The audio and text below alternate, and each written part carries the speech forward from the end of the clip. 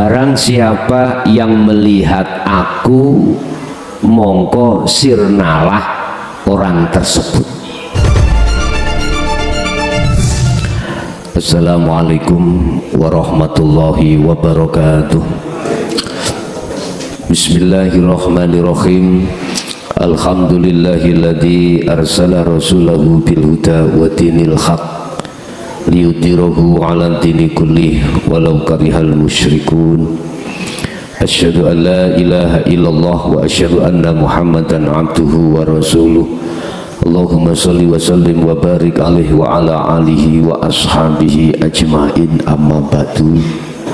Alhamdulillah, dalam kesempatan malam hari ini kita masih diperkenankan Allah dalam satu majelis yang mubarakah.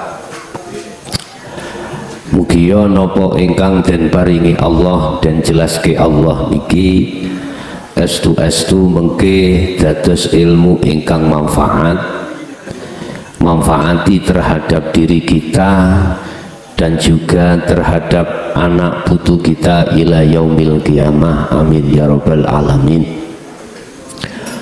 Untuk malam hari ini kami akan menceritakan judulinku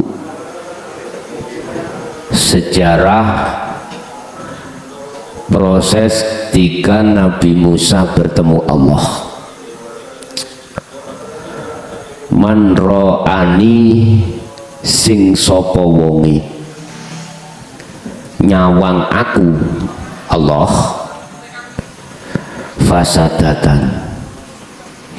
fasadatahu mongko sirno ancur sapa wong mau. Barang siapa yang melihat aku, kata Allah, pasti hancur.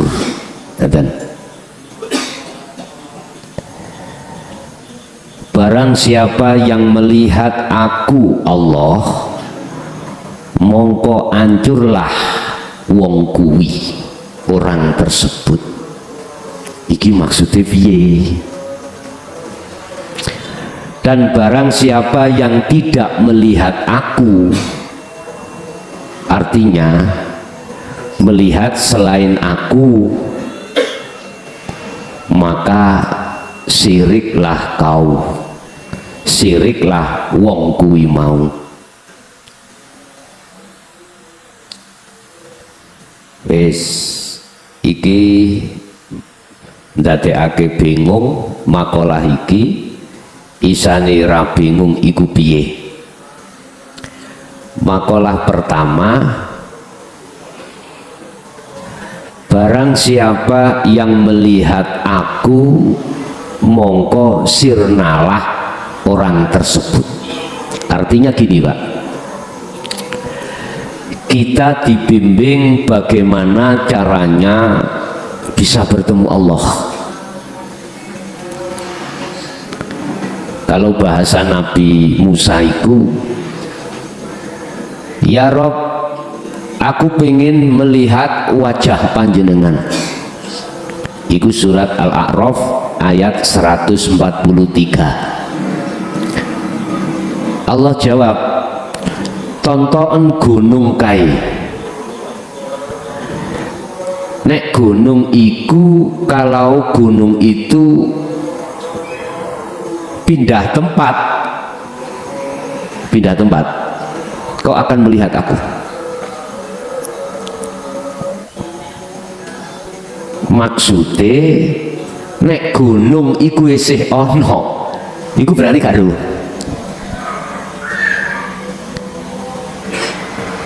Fasadatahu sirnalah dirimu. Artinya ngeten Pak, kita sudah dibimbing bagaimana caranya bertemu Allah.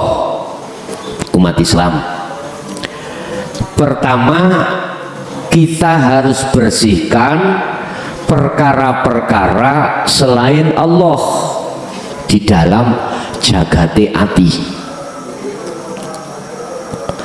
Berarti itulah yang disebut proses tahalli.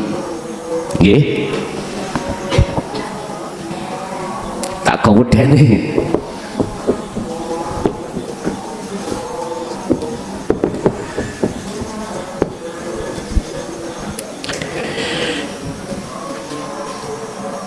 Itulah yang disebut proses tahalli, proses di mana dalam jagati ruh yang disebut hati ini harus tidak ada selain Allah. Lah, proses tahalli inilah Pak tingkatan tauhid kita di la ilaha illa anta.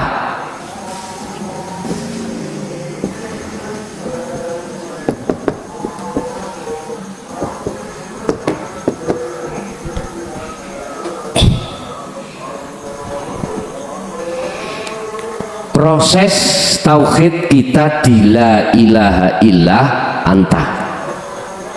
Akhirnya kita diberi petunjuk Allah, dididik Allah lewat zikir sirul asrar. Di tahapan pertama itulah yang kita sebut sebagai syu'arul basyirah, proses penafian, proses penghancuran perkara-perkara selain Allah. Ini kita lakukan harus dengan kholwat. Kholwat itu adalah menyepikan diri dari perkara-perkara selain Allah. Dan ini tempatnya bisa di tempat ramai ataupun tempat sepi. Ruh membawa zikir sirul asrar di dalam wadah tauhid la ilaha illa anta, disitulah akan mengadakan satu proses pembersihan perkara-perkara selain Allah. Berarti ini sih perjalanan si ruh itu untuk bertemu Allah. Tadi sudah dikatakan man ro'ani, siapapun barang siapa yang melihat aku, fasadatahu, maka hancurlah manusia itu. Artinya apa? Ketika saat sudah sampai pada la ilaha illa ana, itu diterangkan jikalau betul-betul dikatakan bertemu Allah, manusianya, manusianya ini sudah tiada. Ini yang dimaksud syirna atau hancur. Nah, bahasa Nabi Musa di dalam surat Al-A'raf ayat 143 dikatakan yang namanya gunung itu meleleh, hancur. Apa yang terjadi? Beliau Nabi Musa semaput. Bahasa semaput itu apa? Pingsan. Dia pingsan. Berarti maksudnya pingsan, detik-detik si roh dikatakan di musyahadah itu sudah tidak kelingan nopo-nopo. Allah menetapkan hukum di mana si jiwa itu sudah tidak lagi mengenal dan tahu perkara selain Allah, sudah tidak. Niku wong Jawa ngarani gong lewang lewung. Itulah yang dimaksud zona ahad, zona di mana sudah tidak ada siapa-siapa kecuali aku Allah. Di situ Pak. Kemana gunung-gunung tadi hancur? Hancure gunung iki mang meleleh minangka sesebut kinayah ruh diri kita, diri hamba itu sudah tiada. Maksudnya di situ.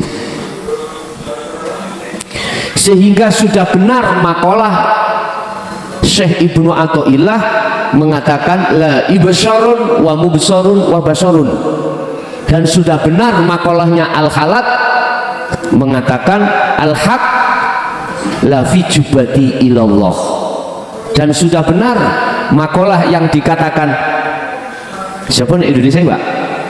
Syekh Siti Jenar. Siti Jenar gak ada, yang ada adalah Allah. Sudah benar.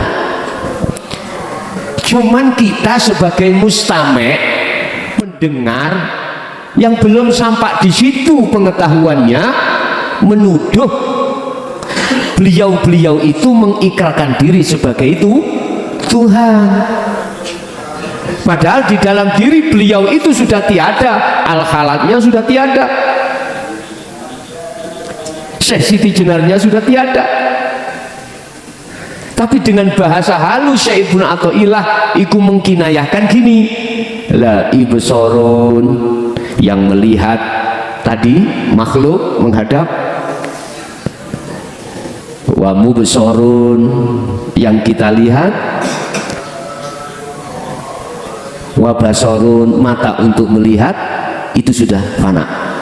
Bahasa Syekh Ibnu Athaillah di situ, bahasa halus.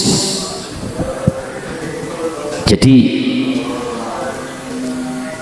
kita sebagai mustami'in, pendengar, itu tidak langsung menyalahkan Syekh Ibnu Athaillah, tidak menuduh Syekh Ibnu Athaillah itu menuhankan dirinya, mboten.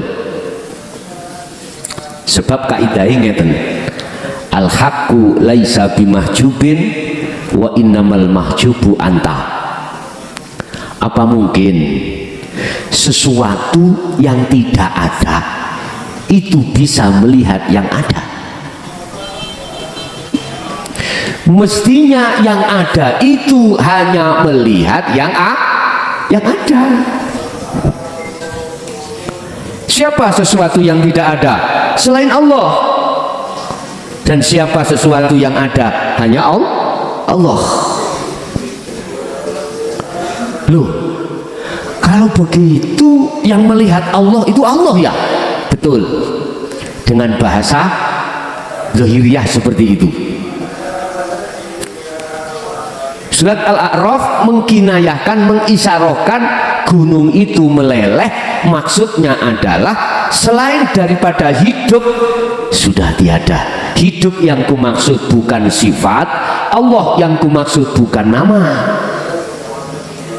Yang melihat dirinya itu dirinya sendiri. Tanda yang paling sederhana Pak, manakala jenengan itu sudah ditaruh Allah di maqam musyahadah itu gini. Pertama, dalam benak sampean, dalam hati sampean iki sudah tidak merasa panjenengan. Akibatnya hati atau ruh lalai dengan urusan dunia. Itu tanda yang paling mudah. Pertanyaannya, berapa detik, berapa menit, berapa jam, berapa hari posisi yang seperti ini? Kedua, tanda kalau sampean sudah betul-betul ditaruh Allah di musyahadah, ati sampean iki la khaufun alaihim walahum yahzanun. Rasa khawatir terhadap nopo mawon iki mboten wonten. Rasa khawatir nopo mawon iki, apa sing ana urusan dunya, apakah yang ada kaitannya dengan urusan akhirat, munggu pendapati wong syariat, mboten wonten. Rasa gelisah dengan apapun baik yang ada kaitannya di dunia maupun akhirat tidak ada. Itu tandanya. Contoh ning dunya urusannya sing ada kaitannya dengan dunia. Besok sampean ini mau bagaimana, keluarga mau makan apa, walaupun saat detik iki belum ada, nggak terfikirkan. Karena hati sampean sibuk ngurusi pertemuan dengan Allah, sibuk ngurusi pertemuan dengan Allah dengan faqadis tamsaka bil urwatil wuthqa, dengan cara memegang teguh tali Allah di situ. Tapi justru posisi sampean yang seperti ini, apa yang dikhawatirkan orang lain tadi, besok apa yang dimakan sekarang belum ada, pasti Allah hidangkan. Gak perlu sampai niku njaluk, ya Allah meneh beras kuntek wis ya Allah. Mboten. Wis gak perlu wonten mriku sampean. Tidak penting sampean masuk di dalam kaitannya minta pada Allah, ya Allah besok beras saya habis, besok saya punya masalah, kasih jalan keluarnya ya Allah, besok ada orang nagih utang Gusti Allah, gimana niki? Wis mboten, sampean wis mboten mriku. Karena hati sampean sudah sibuk bercinta kepada Allah di sini, Pak. Wis, siapa yang bertemu aku pasti hancur dirinya. Ini ki pemahamannya. Sebab sebelum sampai iki ning tajalli ku tauhid la ilaha illa ana Allah. Kita ruh itu diproses Allah, ditahali dulu. Mengapa Allah memproses ditahali? Karena ruh kita sudah terjangkit, sudah terindikasi kecampuran perkara selain Allah. Akhirnya hati ini bercinta pada garwa, bercinta pada anak, bercinta pada hubus syahwah, apa kesenangan yang bersifatkan duniawiyah. Ruh ini bercinta, padahal semua itu kebutuhan jasad, bukan kebutuhan ruh. Ingat, kebutuhan ruh cuman satu, illa liya'budullah. Cuman itu. Allah katakan dalam satu ayat, kebutuhan ruh, kewajiban ruh itu adalah as-sidqu fil ubudiyah, benerno, nguatkan ruh iku madhep nang Allah. Bahasa ibadah, bahasa nyembah itu mestinya yang nyembah kudu marifat terhadap yang disembah. Ini bahasa nyembah, Pak, bukan asal-asalan, bukan. Lah dikatakan ruh makrifat pada Allah manakala ruh itu sudah hancur, sudah binasa. Siapa yang melihat aku, kata Allah, maka hancurlah mereka, hancurlah dia siapa? Dia man tadi. Artinya kebenaran musyahadah, kebenaran makrifat itu adalah bukan manusia itu bisa melihat Allah, bukan, tapi ruh itu fana, yang melihat Allah itu Allah sendiri.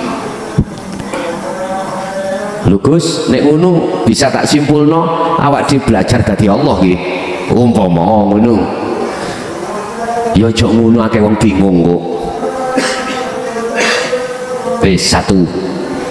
Nomor dua, barang siapa yang melihat selain aku berarti selain Allah, maka syiriklah dia. Bayuh ya apa iki, Kang?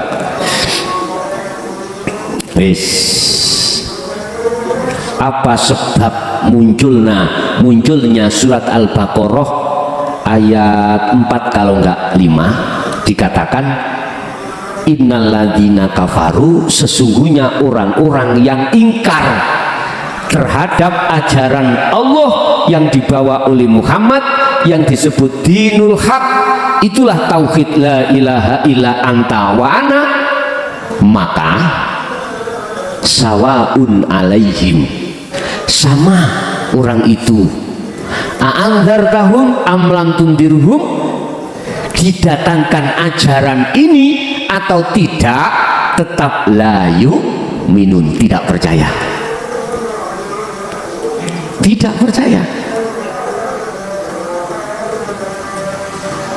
Oleh karena sebab dia tidak percaya akan kebenaran inilah, akhirnya Allah khatamallahu ala qulubihim. Allah mengunci ruangane roh. Ruangane roh. Jadi jagati roh itu dikunci. Bahasanya Allah khatama, ngunci, nutup.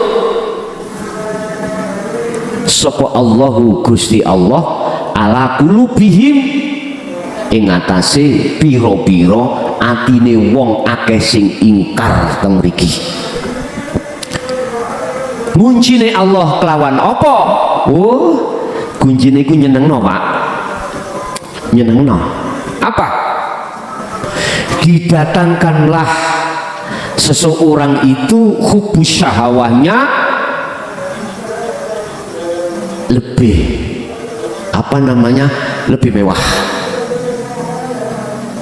Tadi panjenengan bisanya itu sepeda punya sepeda pancal, didatangkanlah lewat sifat rahmannya Allah bisa beli sepeda motor. Yang tadinya rumah kita kos sekarang bisa punya rumah sendiri. Yang tadinya hutang sampai ikumang bertumpuk bahkan sampai di leher kesaur semuanya. Yang tadinya sampai nggak punya mobil, Allah datangkan lewat sifat rahmannya punya mobil.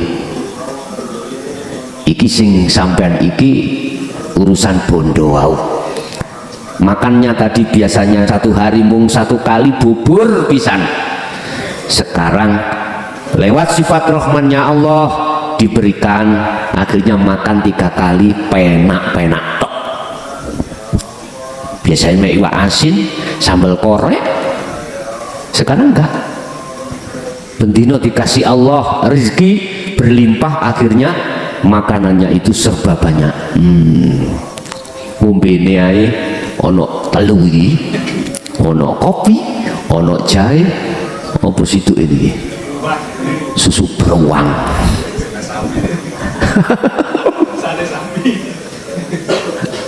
Tadi baju kita yang kita pakai lungsuran.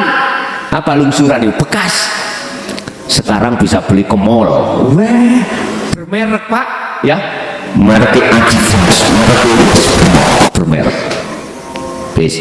Sing kiai, sing tadinya iku mau diundang ala wong istighosah, wong yasinan. Ya, kiai langgar ya Pak. Paling banter ngimami tahlil. Lewat sifat rahmane Allah ditekakno akhirnya jumhur niku terkenal. YouTube mendunia, asalnya gak kenal kelason boleh kenal kelason. Wes asalnya ngaji mung nok nggone istighosah desane saniki medal luar kota. Subhanallah, semakin dikenal. Hati-hati. Saya tadi mengatakan innalladzina kafaru. Sing tadinya saiki tukang sholat, tukang ibadah. Tadinya iku ibadah iku bolong-bolong Pak ya. Subuh iso, tapi zuhur gak iso. Dikarenakan kita bekerja. Asar apalagi tinggal capek turu. Maghrib bisa, isya nggak bisa karena kegiatan. Sekarang enggak Pak, semua buntu maktubah iki sholat ini buntu semuanya, nggak terima buntu, belum waktunya sudah datang kita di masjid. Bagaimana komentar masyarakat? Ngeten nggih? Jos Pak. Allah katakan, aku akan menutupi hatimu, tidak bisa melihat aku, bisa dikarenakan mewahnya hartamu. Berarti hartamu itu tak buat ngunci hatimu supaya tidak bisa ke saya.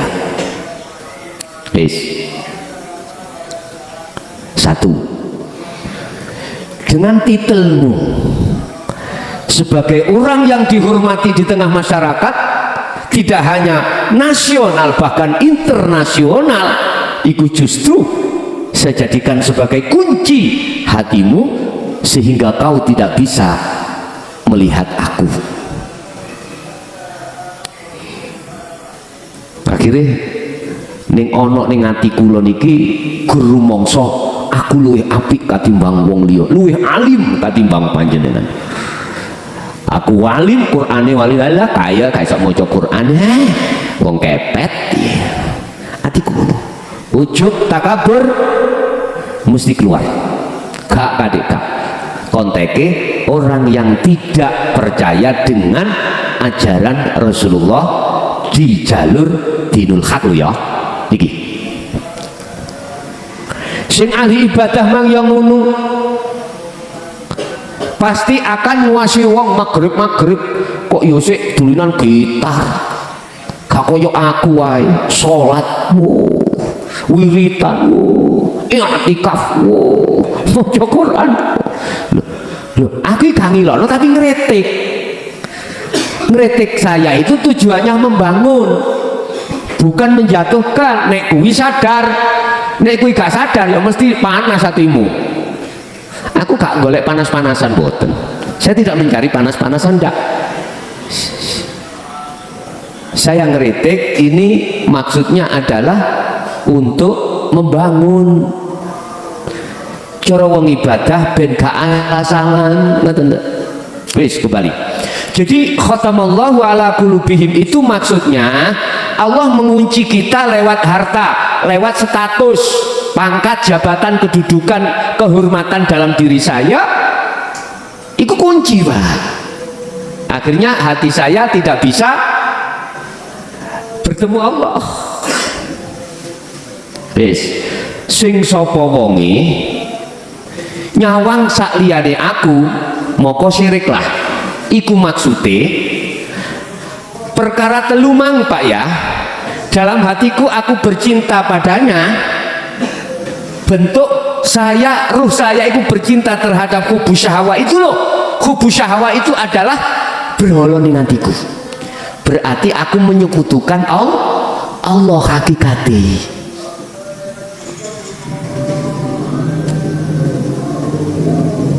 Kalau dipandang dari kacamata syariat, ya saya tidak termasuk orang yang menyekutukan Allah loh Pak. Syariat loh ya. Karena perbuatan jasad saya itu mengarah pada Allah. Perintahe, sholate, tak lakoni, larangane, tak tinggal. Loh, mana dikatakan syirik? Enggak ada. Tetapi ketahuilah, ada syirik khafi, syirik yang dilakukan ruh iki. Nek jasad itu syirik jali, iki syirik khafi yang tidak aku sadari. Di mana hatiku beriman, bercinta, memuja-memuji selain hidup yang dalam Al-Quran disebut hubus syahwah, maka sejatosipun sebenarnya roh saya itu telah menyekutukan Allah. Inilah yang dimaksud barang siapa roh maksudnya itu yang melihat selain aku, menghadap selain aku, maka roh itu disebut roh kang menyekutukan Allah alias syirik. Cara pelaku ini jenenge musyrik, musyrikin di sini Pak. Nah, pelajaran ini mengapa tidak diketahui oleh golongan kita pada umumnya masyarakat? Banyak alasan Pak Niki. Yang paling mendasar alasannya ajaran Rasulullah di tauhid la ilaha illa anta kali la ilaha illa ana iku gak digelar di tengah masyarakat. Mohon maaf loh, di pondok saja, pondok pesantren loh nggih. Pondok pesantren iku jarang. Yang kita bahas itu materi fisik, materi batin gak patut kita bahas. Materi fisik meliputi fuqaha, ilmu alat, mustalah hadis, hadis Quran iku. Cuman materi batiniah, materi ruhaniyah ajaran Rasulullah ini gak pate ono, tidak begitu ada, apalagi di tengah masyarakat umum. Tapi bukan berarti semua pondok tidak ada, enggak. Itu alasan yang mendasar, Pak, mengapa kita sebagai masyarakat menengah ke bawah tidak mengenal ajaran ini. Itu alasannya. Oleh sebab itu mungkin Jamaah Jaya Baru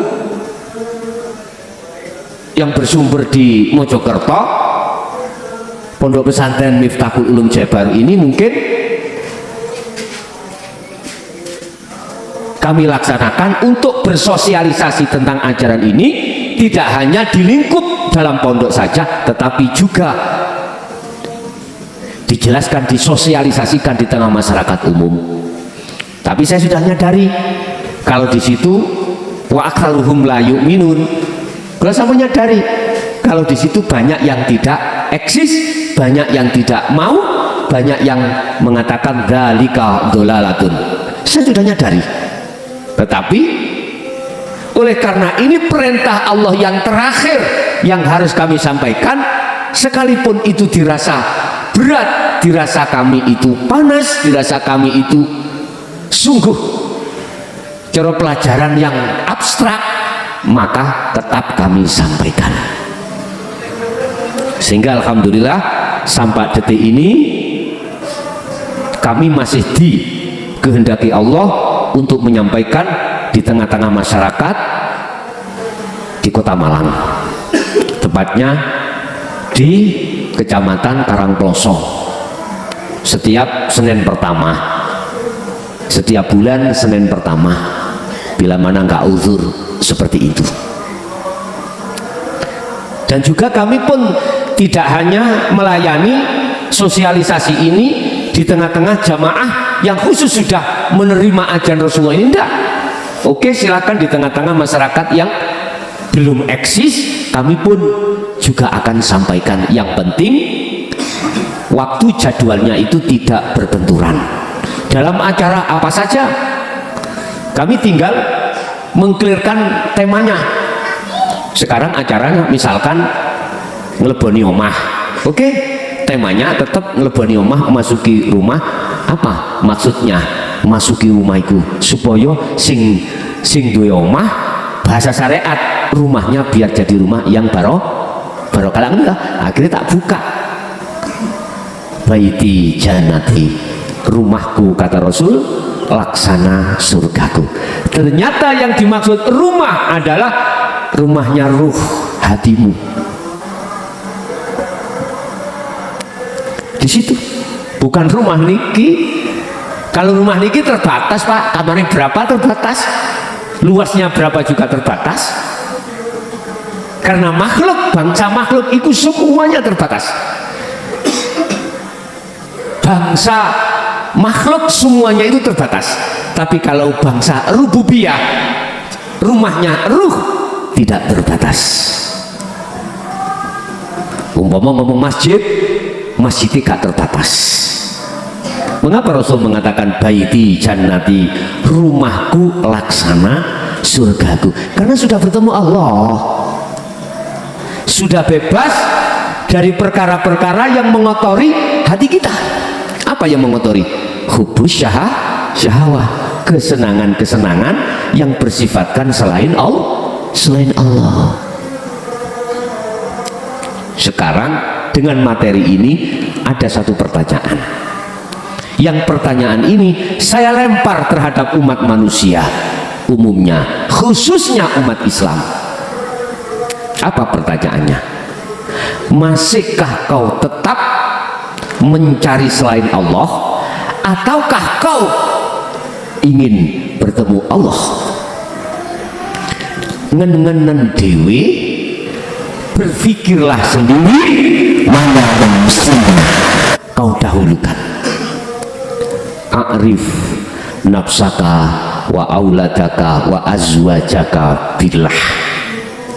Ingatlah, jikalau kau sudah bertemu Allah, kenalkanlah anak istrimu, keturunanmu pertama kali terhadap Allah, terhadap Tuhanmu. Kalau itu sudah panjenengan toto, mongko selanjutnya perkenalan terhadap kebutuhan jasmani itu katut sendiri. Makanya punya anak, didiklah dulu sebelum anak itu nikah tentang pergaulan ruh terhadap Allah, kenalkan. Kalau itu sudah tertata, tidak ada rasa khawatir bagi diri kita sebagai orang tua, bagaimana anak nanti? Inilah yang dipesankan oleh Nabi Ibrahim, ma ta'buduna mim ba'di. Apa nak yang kau sembah nanti sesudah aku meninggal? Ini yang dipertanyakan. Kalau sekarang pertanyaannya kebalik, ma ta'buduna mim ba'di, apa nak sing kok badok apabila papa ini sudah meninggal, perusahaan papa, apapun milik papa. Itu makanya sampai kapan kita berhenti? Ruh itu tidak ngurusi urusan dunia. Kalau jasad terus pak sampai mati, tapi ruh, pertanyaannya sampai kapan ruh ini berhenti untuk tidak ngurusi urusan dunia, tapi hati kita yakfur bitaghut wa yu'min billah, ngurusi urusan nang Allah. Udah, berpikirlah wahai umat manusia, sebelum ajal menjemputmu, pastikan dirimu ruh untuk sudah bertemu terhadap Allah. Sebetulnya mudah, simple. Kalau Jaya Baru gimana? Hati kita sudah kadung cinta pada selain Allah, itu kita hapus, simple. Terus bagaimana cara menghapus? Ya harus melakukan kholwat. Apa kholwat? Nyepi. Maksudnya sing nyepi dudu jasate lho Pak ya. Sing nyepi ku roy. Terus petunjuk untuk nyepi bagaimana? Untuk kholwat, untuk zuhud. Sampai buka di dalam surah Al-Insan ayat 25-26 yang sudah dilakukan oleh Rasulullah. Bagaimana itu? Dan surat ini masih ada hubungan langsung dengan surah Al-Anbiya ayat 25, di mana surat Al-Anbiya ayat 25 dikatakan tauhidmu harus ke anak, harus ke anak. Jangan berhenti di la ilaha illallah, jangan berhenti di la ilaha illallah, jangan berhenti di la ilaha illa anta kayak Nabi Yunus, jangan, harus sampai ke la ilaha illallah, la ilaha illa ana. Tidak akan dikatakan Rasul manakala tidak memegang la ilaha illa ana. Itu tidak akan dijadikan sebagai utusan atau Rasulullah manakala beliau tidak mengajarkan la ilaha illa ana. Wa ma arsalna min qablika mir rasulin illa nuhi ilaihi annahu la ilaha illa ana fa'budun. Muhammad, aku tidak akan mengutus kau dan Rasul sebelum kau kecuali harus membawa wahyu yang terakhir, wahyu sebagai inti segala wahyu. Apa? La ilaha illa ana. Ini loh Pak yang diajarkan Rasulullah, yang sampai detik ini mungkin masih banyak yang menutupi, masih banyak yang tidak percaya akan hal ini. Tadi saya katakan Al-Anbiya 25. Kalau sudah sampai ke anak, mengapa di situ ada kalimat fa'budun?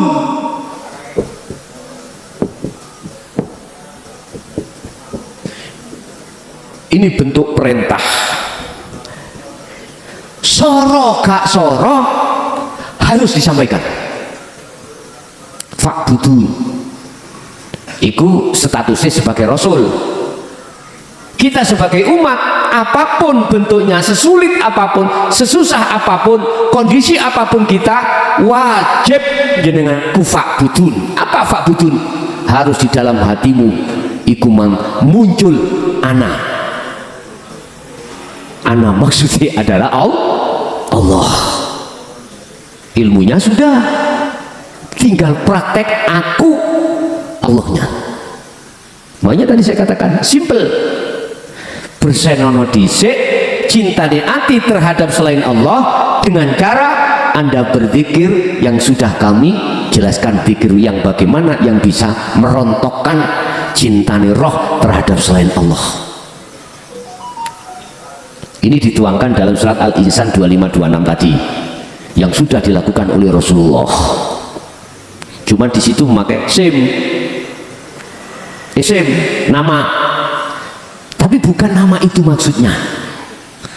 Kalau di dalam Al-Qur'anul Qadim boten ditulis isim, ditulis bismi rabbika, boten. Tulisannya itu adalah langsung hidup alladzi, tapi bukan sifat. Pagi sampai sore, malam 24 jam wajib roh iki sholat, wajib roh iki fakbudun. Dan sekarang tinggal proses kita mawon. Proses kita di mana? Dalam satu hari satu malam sedikit sekali roh itu yang sholat. Oke, kita karena diletakkan di musyahadatul fana, sedikit bertemunya kita pada Allah, nggak apa-apa, lanjutkan aja. Itu yang memproses, yang memperjalankan, yang meletakkan di musyahadatul fana itu juga Allah. Lanjutkan terus, fakbudun, lanjutkan terus sampailah nanti pada kita di mana diletakkan di musyahadatul kamil. Kita lebih banyak ruh ini menemui Allah di dalam 1-2 kali 4 jam, 1 kali 24 jam lebih banyak. Tapi toh si bertemu selain Allah, oke, nggak apa-apa, itu proses penggempuran apa cinta ruh terhadap selain Allah. Tapi nanti kalau sudah diletakkan di kelas 3 di musyahadatul baqa, maka jaminan di situ sudah tidak ada rasa cinta sekecil apapun, sedetik apapun ruh ini terhadap selain Allah. Yes. Jadi kita evaluasi, introspeksi kita diletakkan di mana. Yang penting wala tayasu fi raihillah. Jangan pernah Anda berputus asa walaupun berat ini. Walaupun berat. Nah, khalwat memang lebih ringan kita ketika saat menyendiri. Jasad ini tidak berinteraksi terhadap urusan-urusan duniawiyah kalau dibandingkan dengan jasad masih berinteraksi terhadap duniawiyah. Tapi toh lantas janganlah beratnya seperti itu kita tinggalkan, dah.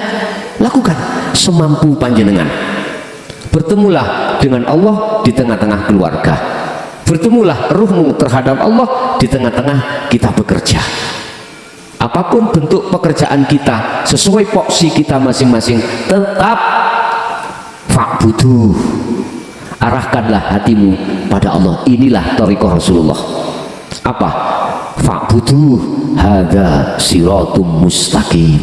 Inilah thariqah, ajaran yang dilakukan oleh Rasulullah. Setiap aktivitas apapun beliau jadikan sebagai jalan ruh beliau itu bertemu Allah. Bisanya terkondisi temeriku, kembalilah kepada surah Al-Insan tadi 2526. Pagi sampai sore, malam juga begitu, semampu Anda untuk berzikir pada Allah. Tentunya zikir yang kami maksud bukan isim, tentunya zikir yang kumaksud adalah zikir tanpa nama, zikir tanpa sifat, atau zikir tanpa ucapan. Zikir itulah yang bahasa Jawa mengatakan zikir rasa. Bahasa Quran kitabnya adalah iman. Tidak akan pernah beriman ruh ini terhadap selain Allah, hanya berimannya terhadap Allah. Satu contoh, apapun kita dihadapkan Allah, kondisi apapun, tetap imannya yang berperan hanyalah Allah. Jangan kau jadikan 2 iman itu. Ada iman datangnya dari nafsu, setan, ada iman datangnya dari Allah. Memang ada makalah yang menyebutkan Al-Quranul Karim ada yang mengatakan kalau perbuatan jelek datangnya dari nafsumu atau iblis, kalau baik datangnya dari Allah. Posisi tauhid wis gak ono gini ya, posisi tauhid panjenengan itu sudah tidak di sini. Posisi tauhid panjenengan itu ning antan iki lho Pak, menuju ana, bahkan sudah di ana. Anta niku kan menunjukkan kedekatan toh Pak.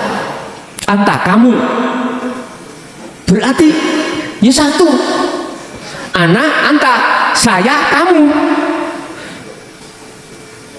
Ana anta, saya kamu. Kamu berarti menunjukkan satu Pak. Mukhotabnya satu. Lah mutakalim saya juga satu, berarti dalam hati merasa Allah dekat, berarti imannya cuma sitok, tidak beriman kecuali hanya pada Allah.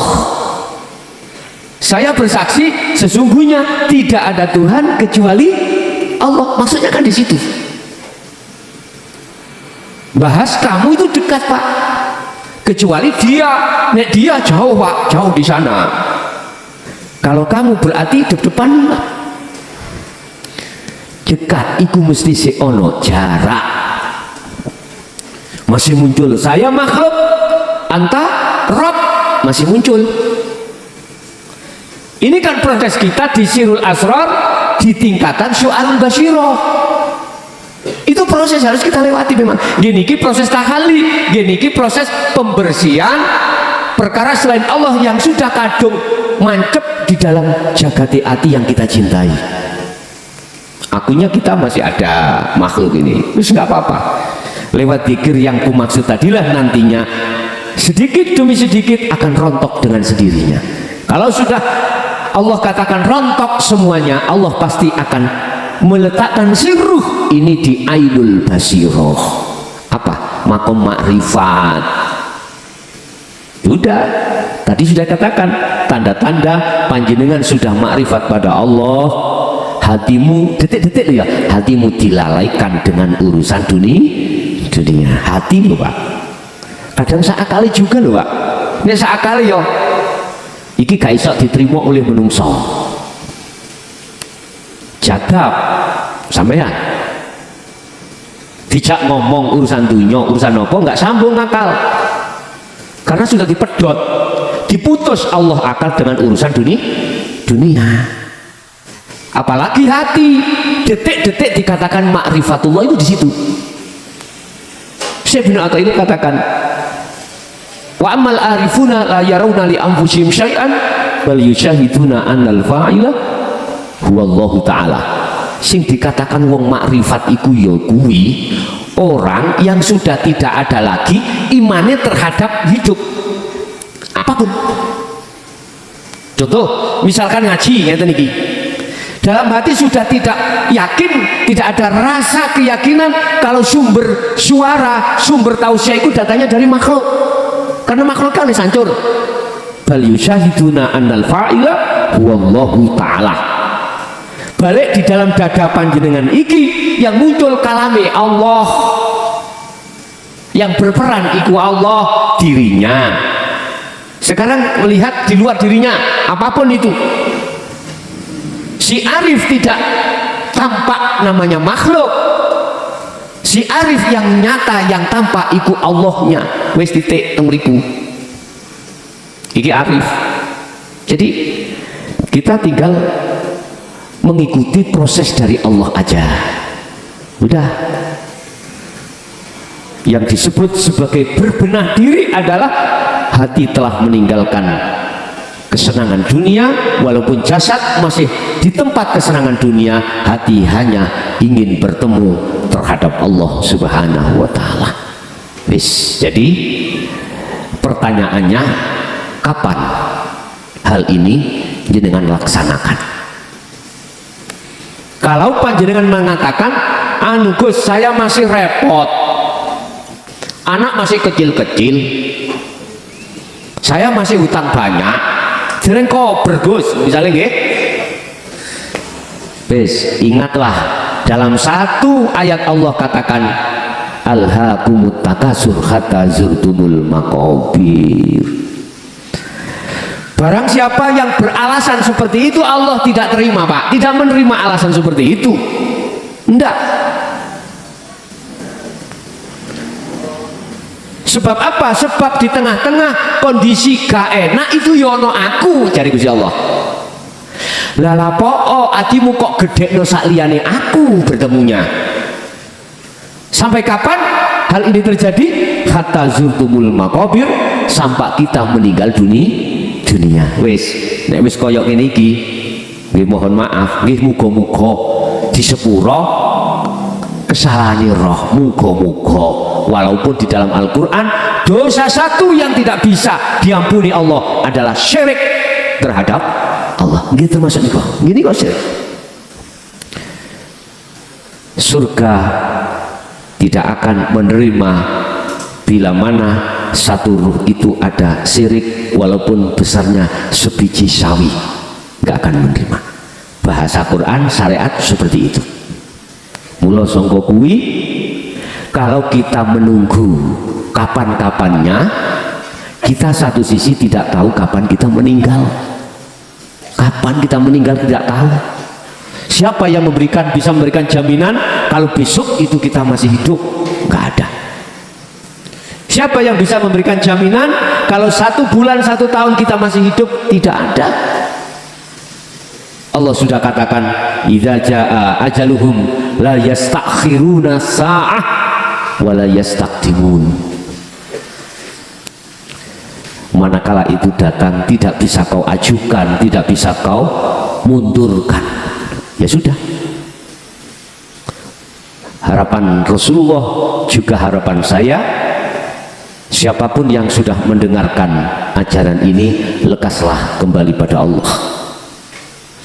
Tapi bila mana ada di antara golongan manusia yang tetap saja untuk tidak percaya, ya sudah, itu hak kita masing-masing. La ikraha fiddin qad tabayyana rusdu minal ghayy. Ajaran yang membebaskan ruhmu dari belenggu dan penjaraannya hawa nafsu ini tidak ada paksaan, sakerso. Wis, kesimpulan, tatkala kita itu menemui Allah, maka hancurlah kita. Tatkala kita menemui selain Allah, syiriklah kita. Terus bagaimana dengan kalimat yang mengatakan dalam satu ayat, umat Islam, umat mukmin besok itu bertemu Allah. Besok berarti hari setelah hari kiamat. Mohon maaf, itu bahasa kinayah, bahasa sanepan sekarang Pak. Sekaranglah waktu-waktu harus kita gunakan untuk bertemu Allah. Harus nih. Sebab ketika seseorang itu belum pernah dimusyahadah, walaupun musyahadatul fana sing paling rendah, orang itu belum pernah di situ misalkan, maka jangan harap sesuai hukum Allah, sesuai teori hukum Allah, tidak akan pernah bisa bertemu Allah. Walaupun panjenengan tadi ketika saat di dunia tidak akan bisa bertemu, nanti di akhirat bisa bertemu Allah. Niku nek cara bahasa kula, saya sikapi dari kacamata hakikat iku gombal. Ngerti gombal? Tahu gombal nggih? Gombal itu tipuan yang halus. Nggak bisa Pak, nggak bisa. Mengapa saya katakan dengan kuat tidak bisa? Allah sudah kata, barang siapa saat di dunia hatinya buta terhadap Allah terus meninggal, maka di akhirat pun juga buta. Maka nafi hadihi a'ma fahuwa fil akhirati a'ma wa adullu sabila. Mosok yo kurang jelas yang seperti ini. Bapak Ibu hadirin jamaah rahimakumullah, mula jangan heran kalau jenengan sudah ditarik di musyahadah Allah, dirimu sudah tidak ada, itu benar. Kalau dirimu masih merasa ada, maka itu masih di posisi mukasyafah. Mohon maaf, Sebab di dalam mukasyafah itu ada alam malakut, ada alam jabarut, ada alam lahut, alam di mana panjenengan kali kula niki ditemukan para malaikat, para jin atau para setan ditemukan. Alam di mana kita akan ditemukan Nabi Khidir, Nabi Ilyas dan para nabi lainnya. Bisa ditemukan Allah di situ. Itu alam mukasyafah. Kalau di dalam hati panjenengan sudah tidak menemukan dirimu sendiri, sudah tiada. Balik di dalam hatimu, hidup itu berkata innani anallah la ilaha illa ana, maka disitulah tertanda hatimu atau ruhmu itu sudah ditarik Allah di alam makrifat Allah. Bapak Ibu hadirin jamaah rahimakumullah, tinggal panjenengan milih yang mana, bertemu Allah atau bertemu selain Allah. Nek bertemu Allah, sirnalah dirimu. Kalau bertemu selain Allah, syiriklah kau terhadap Allah. Umpama Pak ana paribasane wong Jawa, wong tua loro minangka pangeran katon lah lho. Umpama anak sampeyan, salah sijine anak sampeyan iku berbuat dolim terhadap panjenengan, piye raose manah jenengan sebagai wong tua? Jelas duraka. Lah ngoten nggih? Jelas duraka jenengan. Jelas duraka. Jenengan dizalimi, jelas duraka. Itulah pengertiannya kita hamba makhluk manakala tidak bertemu Allah, menemui Allah, berakhlak terhadap Allah tidak, tapi kita berakhlak atau menemui selain Allah, terus pundi raosi. Sampeyan bandingno dhewe lah kita sebagai orang tua. Kalau didolimi anak bagaimana? Begitu juga dengan Allah. Bentuk kita menemui selain Allah, roh ini berarti bentuk pendoliman kita pada Allah Subhanahu wa Ta'ala. Ingat ketika sejarah Nabi Yunus alaihissalam, beliau diperintahkan Allah untuk mengajarkan ajaran tauhid la ilaha illa anta menuju anak. Kaum itu gak ono sing gelem, Pak. Ora eneng sing gelem. Bahkan kaum itu malah mau mengancam mau membunuh Nabi Yunus. Akhirnya gerutu ning antine Yunus, gerutu Pak. Dia tinggalkan kaum itu, dia lari dengan naik perahu, terus di tengah lautan nahkoda mengatakan, para penumpang, ini ombaknya besar, manakala tidak ada yang saya keluarkan maka tenggelam semuanya. Akhirnya sepakat di situ diprispa. Siapa yang keluar nama, dia akan keluar dari kapal, berarti nyemplung nanggone laut. Apa yang terjadi? Yang muncul pertama Yunus. Yunus gak terima, aku nabi mosok sih. Lah ngoten nggih. Ya Allah, protes kepada nahkoda, ulangi lagi, diulangi sampai 3 kali, tetap yang muncul Yunus. Apa yang terjadi? Dikeluarkanlah Yunus dari kapal itu, akhirnya dimakan ikan paus. Ada ulama mengatakan ikan nus, ada yang mengatakan ikan hiu, ada yang mengatakan ikan lomba-lomba. Kalau ikan pindang tidak, enggak. Betul. Wis gak apa-apa, khilaf niku beda pendapat, yang penting ikannya besar. Yang penting ikannya besar. Ada khilaf ya di dalam perut itu mengatakan 7 hari, 17 hari, 41 hari. Wis ora khilaf, usah khilaf, sing penting lama. Suwe ning jero. Apa beliau? Ketika saat di dalam perut ikan, dia tidak mau, tidak minta dikeluarkan dakwah. Dia mertobat la ilaha illa anta subhanaka ini kuntu minal dzalimin. Prosesnya beliau antah niki Pak, prosesnya antah niki gak usah dilebokno akal Pak, gak masuk nih sampe lebokno akal. Lagi untal liwak jero banyu gak matek lho ya, jangan dimasukkan di akal, di hati. Allah kuwasa, innallaha ala kulli syai'in qadir. Nah, beliau tidak ingin dikeluarkan dari ikan, enggak, dia cuman ngetrapno dzikir kuwi sampai dzikir la ilaha illa ana Pak. Berarti tujuan sampean kali kula berzikir janganlah ingin bertemu Allah waktu berzikir, paham ya? Janganlah punya hati niat untuk makrifat Allah, jangan Pak. Wis pokoknya laksana no petunjuk di dalam ilmu zikir sirul asal itu bagaimana, sudah Allah sendiri yang mengatur. A'rif nafsaka minat tadbir, disindir oleh Syekh Ibnu Athaillah di dalam hikam. Udah iku urusane Allah, ojo kok pikir, ojo melok-melok ngatur. Sebab iku sing ngatur wis ono, yaiku Allah Subhanahu wa ta'ala. Udahlah, sing penting jalankan sesuai dengan petunjuk. Ilmunya itu bagaimana? Udah, ilmunya mengatakan udah rasa empakno, imanmu empakno, iman omong satu titik, apapun pada dirimu maupun yang ada di luar dirimu, yang berperan hanyalah hidup. Itulah Allah Subhanahu wa ta'ala. Lah terus Gus nek ana wong liya ngetak anakku, iku ya apa? Ya tetep ngomong Allah. Lah gak enak to Pak ya. Lah terus Gus, lah iki aku bisnisku aku jelas lo kae sing ngerusak. Mosok aku nyono wong kae. Ndak, kamu harus tetap beriman, yang membuat, yang berperan semuanya itu adalah Allah. Apa tak nggih? Mboten ku nek wis kulino. Nek wis kulino mboten. Mula kulinakno. Saya ja'alullahu ba'da usri yusra. Gampange perkara iku bukan berarti bim salabim, gampange iku direwangi soro dhisik. Iku mau ngulinakne. Mula bahasa Quran mengatakan faqadis tamsaka bil urwatil wuthqa lam fisamalah.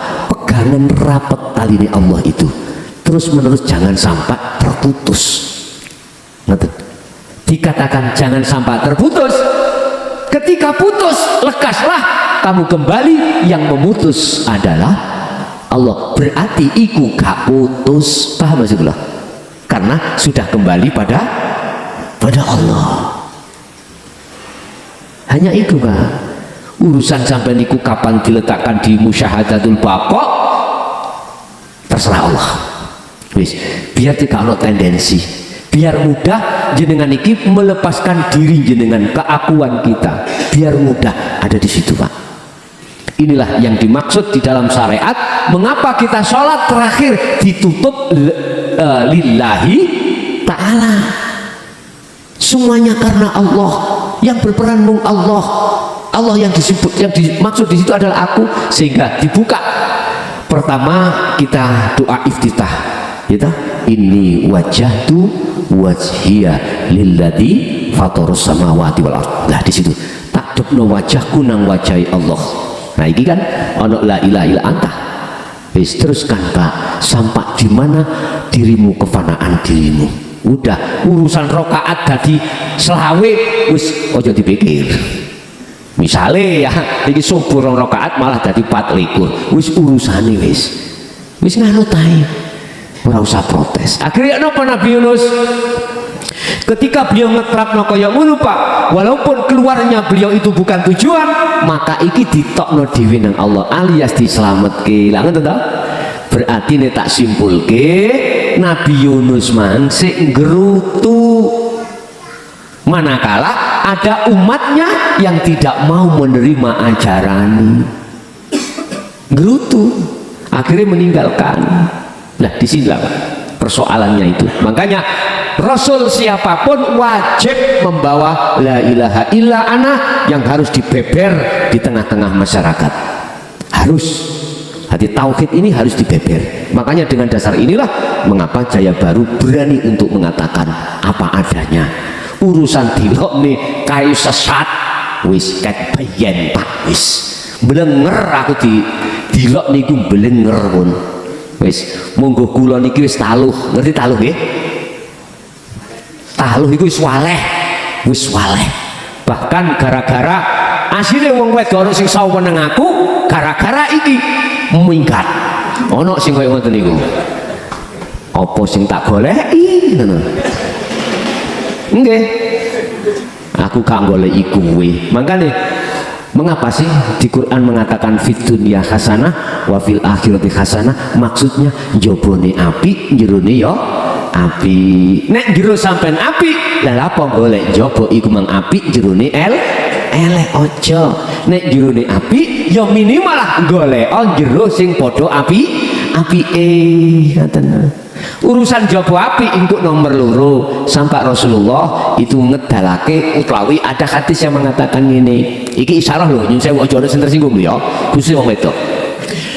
Luwih apik awakmu iku nikah wong wedok lemong bunder ser kaya bal ireng wis karo sing dipore ketok untune tok momo ya tapi manaan daripada ayu kaya bidodari ning gak iso mana iki apa maksud iki. Ternyata jawabannya gini Pak, wong wedok apapun nek atine iku mau apik munggo Allah berarti urip, berarti mana anak-anak toh ngetokno urip, berarti itulah wanita yang mendorong hatimu untuk selalu bermunajat pada Allah, bukan wanita yang menyuruhmu untuk selalu bekerja mencari kesenangan dunia. Engko nek wis telat jam iku ditabur banyu kobokan, wis ndang tangi yo ndang budaloker. Estu jenengan pun tersinggung lo ya, iki hadis Rasulullah cuman tak terjemah no asline ngoten lho. Nek Quran mengatakan fit dunya hasanah wa fil akhirati hasanah. Jobone yo api, jerone yo api. Is kados kacang niku lho Pak sing wonten mall-mall niku sing dibungkus. Iki pilihan sedaya to. Pilihan sedaya niku. Pun wis dipastikan di dalamnya itu isine pasti bagus. Sing wis dipak-paki lho disegel tapi nggih larang Pak ya. Larang. Lah nek sampean tuku ning obyoan nggih emper-emperan ini siji. Bener murah tapi akeh sing kopong ngoten lho. Wis iku laksana seperti itu Pak. Jadi kalau wanita sholihah itu regane larang munggo Allah golekane angel maksudku ya aja heran sampean gitu. Tapi tak pastikan yang ada di sini pasti sholihah sedaya. Alhamdulillah. Ya sekali delok sesuk sampe ditafsir banyu apa ora. Wis iku wong wedok umpama kembali wong lanang sama jadi rojulan sholihan itu yang bagaimana? Yaitu wong lanang yang selalu mendukung tatkalane istrinya itu untuk munajat pada Allah. Kak dikongkon sopo pawon nae wis kono ndang siapno makan aku, siapno ngombeku kopiku, engko nek gak dicepet ya dikewampleng. Ana wong wedok wong lanang kaya ngene iki. Wis muni ku ijolno Ibu, wong kaya ngene iku wis. Ijolno gak akeh tunggale akeh ngoten. Pun Bapak Ibu hadirin jamaah rahimakumullah, udah kita kembali kepada materi. Barang siapa yang menemui Allah, hancurlah dia, dan barang siapa yang menemui selain Allah, syiriklah dia. Itu mengandung pengertian kita manakala dikatakan makrifat Allah diri kita sudah tiada ya.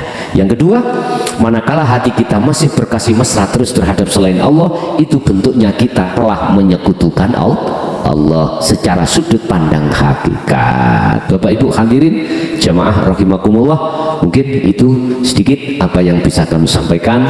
Bapak Ibu hadirin jamaah rahimakumullah, itulah apa yang telah diberikan Allah terhadap kita. Semoga menjadikan satu ilmu ingkang manfaat terhadap kita dan diteruskan oleh anak putu kita ila yaumil qiyamah. Lahumul Fatihah.